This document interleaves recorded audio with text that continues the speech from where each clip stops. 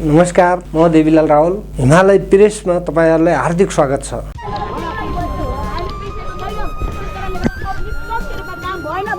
यदि हाम्रो जनताको चाहिँ भावनामाथि तपाईहरुले खेलबाड गर्नुहुन्छ भने, जनताको समस्या बुझ्दिनु हुन भने तपाईहरुलाई फेरि त्यो भाद्र 23 को भन्दा खतरा, यानी कि तपाईहरु अस्तिको पुरानो नेताहरु त भाग्न सफल भएको थिए, अब तपाईहरु भाग्न सफल पनि हुनुहुन्न भन्न चाहन्छु म तपाईलाई। यसरी एकलौटी शासन गर्नुहुन्छ र एकलौटी निर्णय गर्नुहुन्छ भने ल स्मृति ल गजा बोल्यो ठाउँ नदेखाइकन हुन्छ। यो तपाईको बेतुकको हो। बेतुकले उहाँ अब एकदमै भ्रममा तपाईको लाग्नु भएको छ। भ्रममा लागेर गरिब जनताको तपाईको यो दोहन गर्न खोज्नु भएको छ। गरिबी हटाउने हैन, गरिब नै हटाउने उहाँको चाल देखिन्छ यसमा चाहिँ। हामी यसमा चाहिँ घर भर्सना गर्छौँ। हुन्छ, धन्यवाद। ओके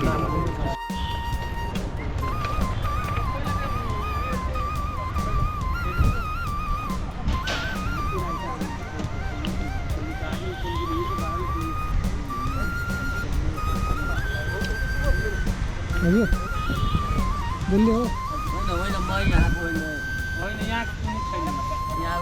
तपाईहरु किन आउनुभयो?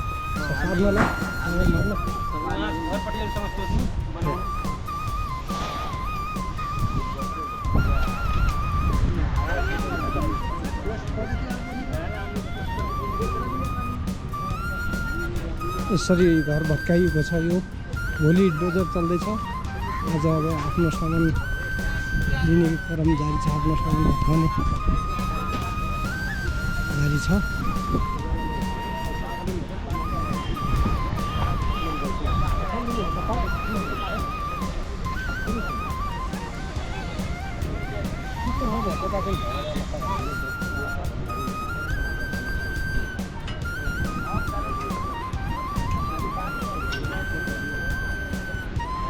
यसरी घर आफूले बनाएको घर, जुन सुकुम्बासी बस्तीको घर आफै भत्काएर सामान ओसार्दै हुनुहुन्छ। तहराहरू भत्काउँदैछ, जुन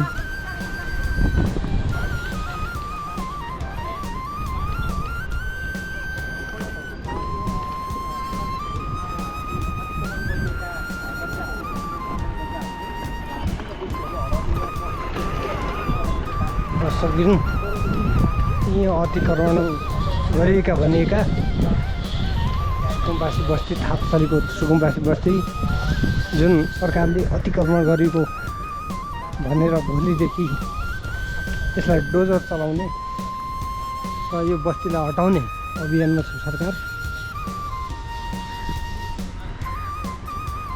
जुन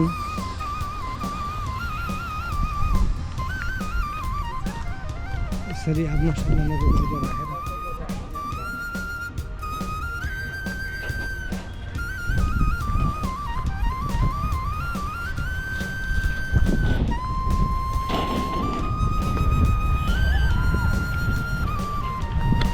दर्शकबिन, यो थापाथलीको सुकुम्बासी बस्ती जुन सरकारले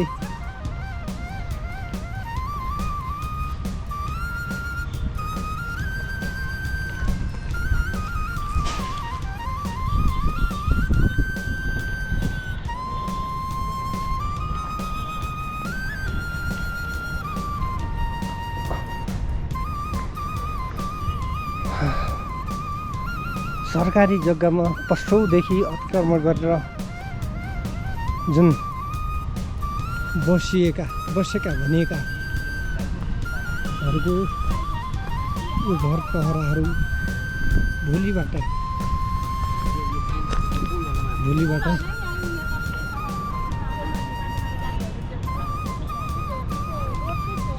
भोलिबाट हटाउने क्रममा छ सरकार।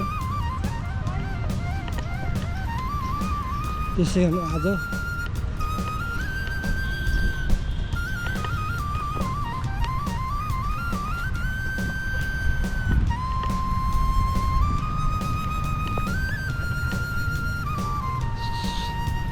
सुकुम्बासी बस्ती आज सुनसान छ। हेर्नुहोस्, अगाडिपट्टि गाह्रो जुलुस भइराखेको छ यतापट्टि सुनसान छ घुम्नु श्रेष्ठ छ संरचना यो बस्तीलाई भोलिबाट सरकारले पूर्ण रूपमा भत्काएर नयाँ संरचनाहरू नयाँ सार्वजनिक नयाँ कुराहरू सुरु गर्ने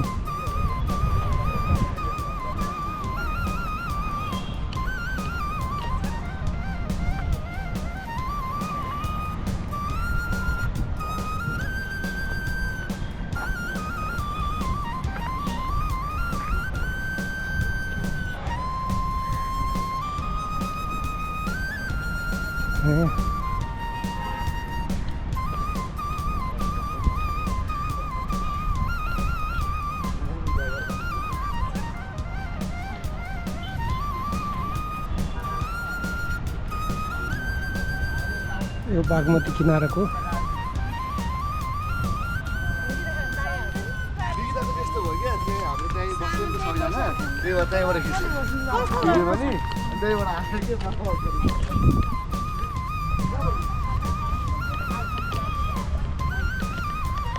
के राति आएर तपाईँहरूलाई चाहिँ दुर्गासाको सामना अनि त्यो तपाईँहरूले नै यो अहिले जिताएर पठाउनु भएको सरकार हो है अब यो आदिवासी काम भन्दैछ भनेर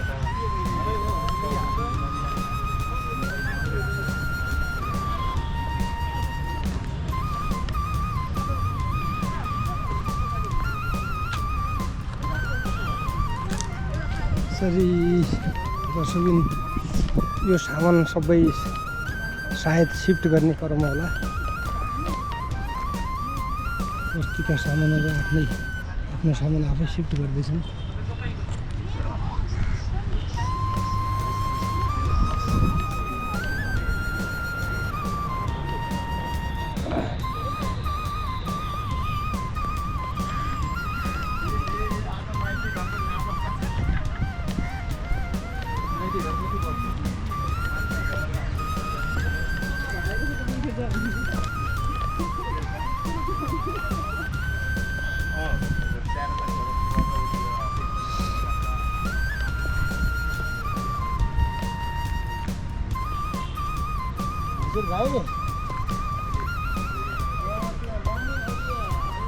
दर्शकबिन यो सुकुम्बासी बस्ती हापाथलीको सुकुम्बासी भनेर बसिएको बस्ती हो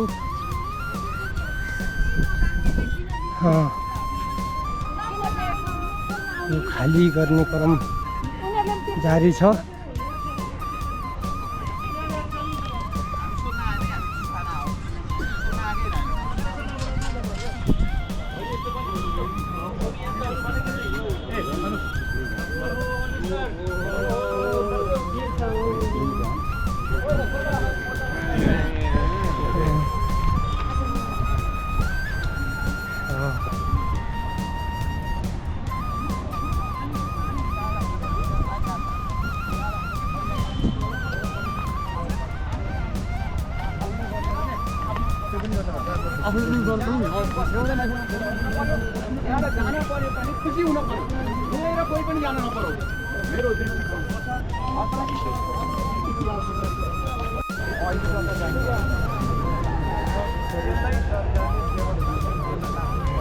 अब तपाईँहरूको भूमिका कस्तो रहन्छ सरम संस्कृतिबाट संसदमा त म त भोलिसक्यो बोल्दा बोल्दा माइक ट्याट्टा काटेर यहाँले हेर्नु भएको छ होइन संसदको पहिलो तपाईँको सुन्ने समयको मेरो पहिलो तपाईँको भागमै मैले सुकुम्बासी कुरा उठाएको छु सुकुम्बासी लाखौँको सङ्ख्यामा छ नेपालमा हजारौँ भए त हुन्थ्यो नि लाखौँको सङ्ख्यामा तपाईँको तराई मधेसमा गए त्यतिकै छ पहाडी बेल्टमा गए त्यतिकै छ अब काठमाडौँको खाल्टोमा आए त्यतिकै सुकुम्बासी छ होइन त्यो माननीयज्यू अहिलेसम्म सुकुम्बासीको नाममा राजनीति हुन थाल्यो अब सुन्नु न समाधान कहिले पाउने सुकुम्बासीले त्यो हो के त्यही कारणले म भन्छु त्यही कारणले म के भन्छु भने राजनीति मात्रै भयो के सुकुम्बासीको नाममा हो त राजनीति त भयो त त्यही त यहाँ पनि झुक्कै अघि नै सुरुमै त भने त होइन तपाईँको चाहिँ गरिबको निम्ति कोही बोलिदिने कोही छैन म बोल्नु चाहन्छु भनेर चाहिँ उहाँ जानुभएको थियो उहाँले पनि त्यसै गर्नुभयो त्यसै कारणले गर्दाखेरि वास्तवमा सुकुम्बासीको कुरा बुझ्नको निम्ति गरिब निमुखाको वरिपरि खेल्ने सधैँभरि बुझ्ने आजको यो यति तपाईँको चाहिँ बिचमा म के भन्छु भने भोलि अब यो फेरि हामीले भोट दिनु म भन्दिनँ हामीले समर्थन गर्नु कसैलाई भन्दिनँ म होइन भावनाको भरमा हामीले बोलेकै भरमा कसैले हामीले समर्थन नगर्नु। किन भन्दाखेरि हिजो म भोट पनि त्यसरी मागेर आएको, आज म त्यही भन्छु, हाम्रो पार्टी त्यही भन्छ, कसैले भनेकै भरमा हामीले तपाईँहरूले त्यो साथ सपोर्ट गर्नुपर्छ भने हामी भावना राख्दैनौँ। तर यति हो कि नेपालको जेस्ट कुरा तपाईँ के हो भन्दाखेरि भोलि हामी सरकारमा गएको खण्डमा तपाईँको यो सुकुम्बासी अब हामीले गर्ने ठाउँमा सुकुम्बासी समुदायको निम्ति हामी परिवर्तन गर्छौँ। र तपाईँको अर्को कुरो के भन्छ, अहिले पनि सुकुम्बासी आएको छ त, के हेरेर बसिरहेको छ अहिलेसम्म कति काम भयो। आजै अब म तपाईँ यहाँबाट चाहिँ भन्न चाहन्छु, सुकुम्बासी आयोगको डेटा सार्वजनिक गरियोस्, त्यो डेटाको आधारमा नेपाल सरकारले काम गरोस् भनेर म भन्न चाहन्छु। हिजो अस्ति फेसबुकमा मैले स्ट्याटस लेखेँ, सुकुम्बासीहरूलाई सायद तपाईँ आक्रमण भइरहेको छ के यो देशमा चाहिँ धनी र तपाईँको हुने खानेको देश निर्माण गर्ने हो त? गरिब निमुखालाई पनि माथि उठाउने राज्यले नीति अपनाउने कि नअपनाउने भनेर मैले फेसबुक स्ट्याटस लेखेको थिएँ। थुप्रैले गाली गर्नुभयो मलाई होइन। तर म आज पनि भन्छु, मेरो पक्षमा अथवा सत्यताको पक्षमा न्यायको पक्षमा एकजना मान्छे अन्याय पर्छ भने सारा नागरिकहरू तपाईँको देशको विरुद्धमा लाग्छ भने पनि न्यायको पक्षमा हामी सधैँ उभिन्छौँ र उभिनुपर्छ। र सबै पत्रकार साथीहरूलाई के भन्छु भने यो एउटा तपाईँहरूसँग यो बिचको चाहिँ कुराकानी मात्रै यहाँले नसोच्नु होला, यो कुरालाई सशक्त ढङ्गले उठाइदिनको निम्ति म भन्न चाहन्छु। अब जसरी हिजो राति माइकिङ भइरहेछ होइन, अब आइतबार बिहानसम्म खाली गर्ने लगभग गर्नुपर्ने भनेर माइकिङ भइसकेको छ होइन। अब के हो त? अब तपाईँ के अब भोलि बिहानै 6 बजे डोजर आउँछ। अहिलेका सरकारका पार्टी सभापति रवि लामिछाने म छाती थाप्छु भनिरहँदा अब तपाईँ विपक्षी दलको नेता आर्यन राई मान्य सांसद छाती थाप्न आउन तयार हो? भोलि तयार छौँ, म त्यही भएर यहाँ आएको छु। के आजै आउनुभयो छाती थाप्न? सुन्नु न, म यहाँ आएको छु माइतीघर मण्डलामा बोल्न आएको होइन क्या। यो ठाउँमा आज मात्रै मैले भन्दैछु, आज मात्रै म आएको होइन। आजभन्दा 4-5 वर्ष अगाडि यो ठाउँ उठाउनु खोजेको थियो, त्यति बेला म आएको मान्छे हो। यहाँ घन्टौँ बसेर गएको छु, यहाँ सहकार्य गरेको छु, बोलेको छु, यस विषयमा कुरो उठाएको छौँ, उठान गरेका छौँ। र सदनमा पनि मैले भने पहिलोचोटि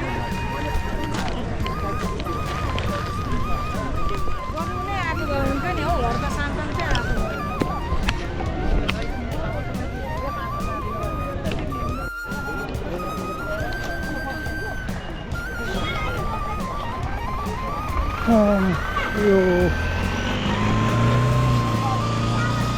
वर्षदिन यो सुकुम्बासी बस्ती एकदम खाली हुँदैछ। सामान छोड्ने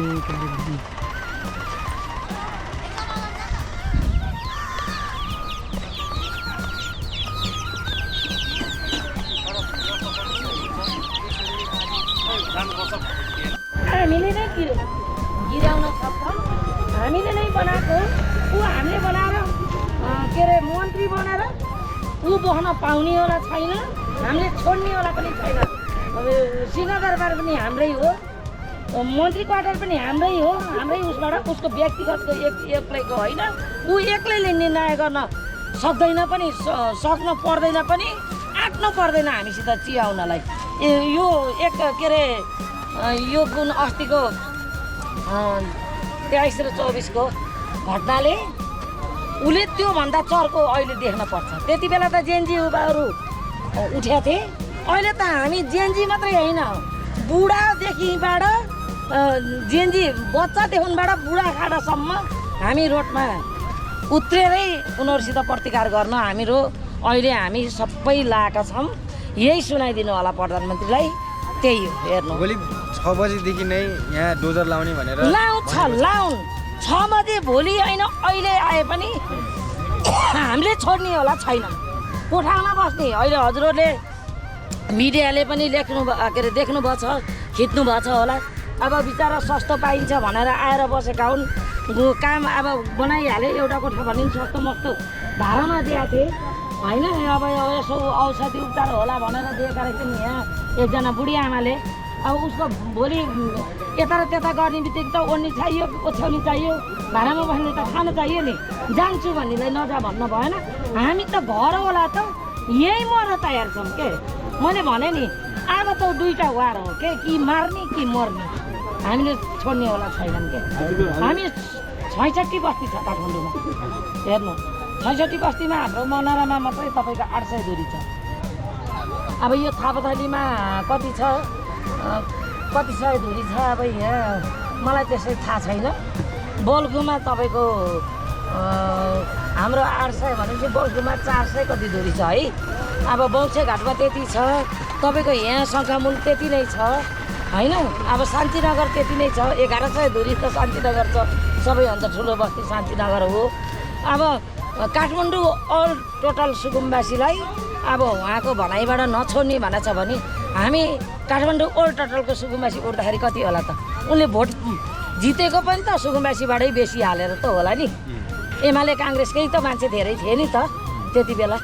अहिले एमाले काङ्ग्रेसले पनि एमाले काङ्ग्रेसलाई नपत्याएरै रासपालाई पत्याएरै त दिए नि त भोट, हो कि ल भन्नु त? हो, त्यो कारणले गर्दाखेरि हामीलाई अब मर्नु र भातुको दुई चिज मात्रै हो क्या, दुईवटा चिज मात्रै छ क्या, हामी छोड्नेवाला छैनौँ। बाल बच्चा लिएर रोड रोडमा खाना पकाएर खान्छौँ हामी, रोड रोडमा सुत्छौँ हामी। हजुर परिचय? मेरो एकमाया कुँवर हो। धन्यवाद। यसको अन्त्य हुनुपर्छ। अब तपाईँले के गर्नुहुन्छ भन्ने अब हाम्रो हातमा के छ, गरिबको हातमा के छ? गरिबको हातमा त केही छैन। गरिबको हातमा त तपाईँको आवाजदेखि केही पनि छैन। हामी चाहिँ लगभग यो ठाउँ 20 वर्षदेखि भूमाफियाहरूको पन्जाबाट हामीले संरक्षण गरेर राख्यौँ। यो राज्यमा यो यो यो चाहिँ जग्गा राज्यलाई मन परेको हो भने गरिबहरूले संरक्षण गरेर यो चाहिँ जग्गा राम्रो बनाइदिए, सिंहदरबार जस्तै ठाउँ बनाइदिए यो जग्गा। गरिबहरूले भूमाफियाहरूको पन्जाबाट संरक्षण गरेर राखे। अब गरिबहरूलाई उनीहरूलाई चाहिँ कुनै ठाउँमा व्यवस्थापन गरेर यो जग्गा मन परेको भने राज्यले लियोस्। गरिब जनताले यही नै भनिरहेछ, यहाँका सुकुम्बासीहरूले यही नै भनिरहेछ कि राज्यलाई यो जग्गा चाहिन्छ भने हामी छोड्न तयार छौँ, तर उचित व्यवस्थापन गरोस् भन्ने यहाँका जनताको माग छ। तर अहिलेसम्म न त बालेन सरकारले कुनै मान्छेलाई पठाउनु भयो, कुनै कर्मचारीलाई पठाउनु भयो, कसैलाई पनि पठाउनु भएको छैन कि यहाँका सुकुम्बासीहरूले के चाहन्छन् भनेर। यहाँका सुकुम्बासीहरूले त राज्यलाई विकास गर्न चाहन्छन् बाबा। यहाँका सुकुम्बासीहरूले त यो जग्गा भूमाफियाहरूको पन्जाबाट जोगाएर राखेका छन् भने होइन भने यहाँ यहीँदेखि मास्टरपट्टि हेर्नुहुन्छ भने सबै भूमाफियाहरूले चाहिँ ओगटेर बसेका छन् होइन, आफ्नो नाममा के अरे धनी पूर्जा लिएका छन्। तर यो त यहाँका सुकुम्बासीहरूले संरक्षण गरेर राखेका छन्। त्यसो भएकाले फेरि पनि राज्यलाई गरिबले संरक्षण गरेको जग्गा मन पर्यो भने राज्यलाई सुम्पिन तयार छौँ, यहाँका जनता तयार छन्। तर आफू मरेर होइन, आफ्नो व्यवस्थापन राज्यले गरिदियोस् भन्ने चाहन्छ। त्यसो भएकाले अहिले चाहिँ जबरजस्त चाहिँ हटाउने होइन कि उचित व्यवस्थापन गरियोस् भन्ने हो। त्यसो भएकाले म प्रधानमन्त्री बालेन शाहलाई पनि तपाईँको भोटर मैले चाहिँ दिए होइन है, मैले त पहिले नै भने चाहिँ यिनी चाहिँ नव सामन्त हुन्, नव यिनी चाहिँ तानाशाह हुन्। यिनीबाट केही राज्यले गरिबले केही चाहिँ यिनीबाट आश गर्नु हुँदैन, मैले त पहिले नै भनेको थिएँ। तर त्यो चाहिँ पुरा भयो कि यिनीबाट जनताले मुक्तिको सास फेर्न सक्दैन भनेर मैले पहिले नै भनेको थिएँ। तर यहाँका 90% भोटरहरू चाहिँ घन्टे छापमा दिए भोट, तर आज उनीहरूलाई चाहिँ फेरि लौरो बजारमा त भएन नि त। अब के त अब उहाँले त एकैचोटि कुनै दिन कतिपय एउटा घरमा बस्दाखेरि एउटा रुम सर्नको लागि 35 दिन म्याद दिइन्छ। यहाँ त 3 दिनको पनि म्याद दिएको छ। हिजो आएर माइकिङ गर्नुभयो, भोलिदेखि त भटाभट डोजरै चल्छ भनिरहेको भएको छ। तपाईँ एउटा जिम्मेवार व्यक्ति पनि हुनुहुन्छ। अब हामीले अब भन्ने के होइन, हाम्रो आवाज हो कि हाम्रो यहाँका सुकुम्बासीहरूको उचित व्यवस्थापन गरेर चाहिँ यो खाली ठाउँ गरियोस्। होइन भने अब जनताले सिकेकै छन्, जानेकै छन् कति कुराहरू।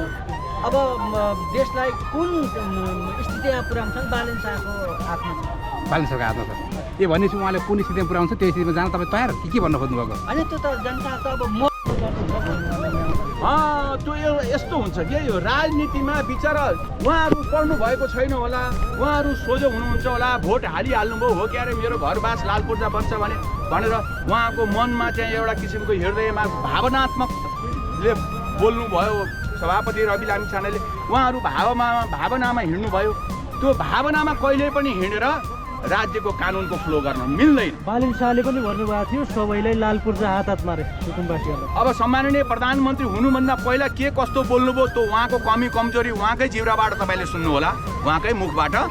त मेरो चाहिँ दृष्टिकोण के छ भने सम्माननीय प्रधानमन्त्रीजी हुनुहुन्छ, नेपालको यङ जेनेरेसन तपाईँले चुस्त दुरुस्त रूपमा त्यो जाँड र मासु खाएर डिसिजन गर्ने होइन कि शाकाहारी साग र भात खाएर गुन्द्रुक र ढिँडो खाएर मात्र डिसिजन गर्नु होला। किनभने बालबच्चा कसैको नै रुन नपरोस्। नेपालमा कुनै पनि आमाको काखबाट जन्माएको 9 महिना गर्भमा लिएर जन्माएको बच्चा रोडमा गएर प्रशासनले पुलिसले सशस्त्रले लाठी बर्साएर टाउको फुटाएर रोएर हिँड्न नपरोस् कुनै पनि नेपाली नागरिक। त्यसकारणले यहाँको सुकुम्बासीको बस्तीमा राम्रो गरी नराम्रो गरी होइन, सम्झाउनुहोस्, बुझाउनुहोस्, कहाँ हुनुहुन्छ आइडेन्टिफाई, त्यसको मुजुल्का उठाउनुहोस्, त्यसको तपसिल बमोजिम कानुनको चाहिँ सबै कुरो उठाएर अनि जुन जुन जिल्लाको हुनुहुन्छ त्यहाँनिर हस्तान्तरण गर्न जानुहुन्न भने के कारणले जानुहुन्न, जानुहुन्छ भने किन जानुहुन्छ, उहाँको अधिराज्यभरि नेपाल अधिराज्यभरि कहाँ छ जग्गा, पहिला कहाँ बस्नुभएको उहाँहरूको पिता पुर्खा कहाँ हुनुहुन्थ्यो, सम्पूर्ण कुरो राज्यले इन्भेस्टिगेसन गर्नुपर्छ अनि बल्ल सुकुम्बासी बस्ती हटाउन मिल्छ, नत्र भने गाह्रो पर्छ नि। सम्माननीय प्रधानमन्त्रीजी हजुरलाई धेरै धेरै नमस्कार। म राजकुमार भट्टराई। हस्, धन्यवाद। हस्।